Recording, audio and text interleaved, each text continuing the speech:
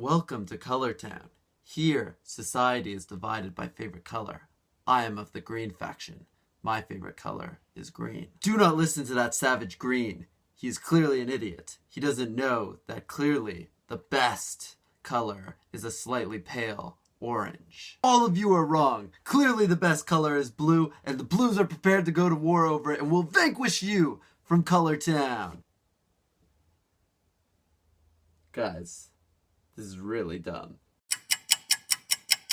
Hey guys, so all around the world right now, we're seeing countries in upheaval, polarized opinion, and generally more people predicting that the world is about to plunge into dystopia and terror. Maybe, perhaps people are saying that, maybe. Whatever may be going on, one thing is for certain. Dystopian novels are selling like hotcakes. Reports have shown George Orwell's 1984 and St. Clair Lewis's It Can't Happen Here shooting up the bestseller list. So today I wanted to talk about some of my own favorite dystopian novels. So what makes a dystopian novel? I think true genre purists would say that the dystopian novel deals with alternative societies and how they are governed. Today I'll be working with a bit of a broader definition, which is to say I'll be talking about books with crappy future realities rather than books with such crappy future realities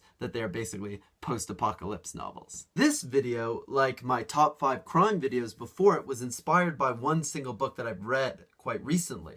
And that book is number 1 on my list, and I think it is even, like, I know I'm getting ahead of myself, but I think it's going to be on my top 5 books of the year come the end of the year, and that is Jack Womack's Random Acts of Senseless Violence. I know, the title's like 10 syllables too long, but you know, what can you do? Oh my gosh, guys, I've not read a book this enthralling in quite a few months. The story is told through the diary entries of a 12-year-old girl named Lola Hart, who's growing up in this sort of crumbling New York City. 5 presidents have been assassinated in a year. Long Island is at war with itself. Things aren't really going well for America at the moment of this book. But life goes on for Lola, and her whole world is depicted with this unquestioning perspective of a child. The book is incredible, it's visceral, it's vivid. You're just so caught up with the day-to-day life of the characters in this crumbling world. Also, the character development in this book is absolutely insane as you follow Lola go from sort of innocent girl who just wants to get A+ in school to, you know, punk of the streets, don't mess with me. Yeah, absolutely incredible. Highly recommend. The next book on this list is an obvious one, and that is George Orwell's 1984. Unfortunately, I read it years ago, so I don't actually own a copy anymore. So I'm just gonna hold up this piece of paper that says 1984 on it. And in a weird way, this kind of gets into what 1984 is really about information and the control of information. Like right now, I'm telling you to pretend that this is a copy of 1984. It's not a piece of paper. It's not. And everyone believes. Everyone agrees. The book gets into the means of control by a government through the control of language, symbols, and the way that sort of creates the fabric of our reality. This is probably the quintessential dystopian novel and a must-read for any fans of the genre. Next on my list is Never Let Me Go by Kazuo Ishiguro. This is both an alternative science fiction novel as well as a dystopia, and it's hard to discuss without spoiling the details of the plot, but basically it's about these kids at a boarding school, and they don't have any last names, and they don't have any parents, and they have no idea what sinister and scary purpose lies behind their very existence. It's heartbreaking, it's moving, it's absolutely incredible. I recommend it to most people I know.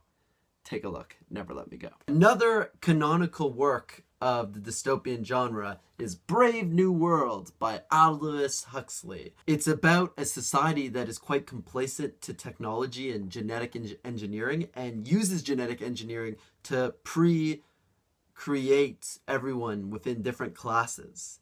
It's very strange. This edition also has a wonderful introduction by Margaret Atwood, where she discusses the way in which the second half of the 20th century can be seen by the swaying back and forth between the reality of Brave New World and the reality of 1984.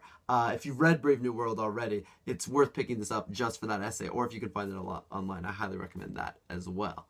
Check it out. Finally, last on my list is Neuromancer by William Gibson. Neuromancer is essentially a heist story set in a future where mega corporations control the world and technology pervades most of our everyday lives. It's also unique for being one of the first sci-fi novels to incorporate really sort of seedy and low-life characters, you know, characters like junkies and corrupt policemen and private detectives, characters you're more likely to find in a crime novel than in a sci-fi novel.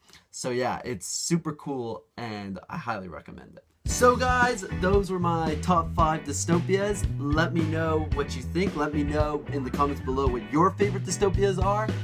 If you like this video, please like it. And if you really like this video, please subscribe. Until next time, bye bye bye.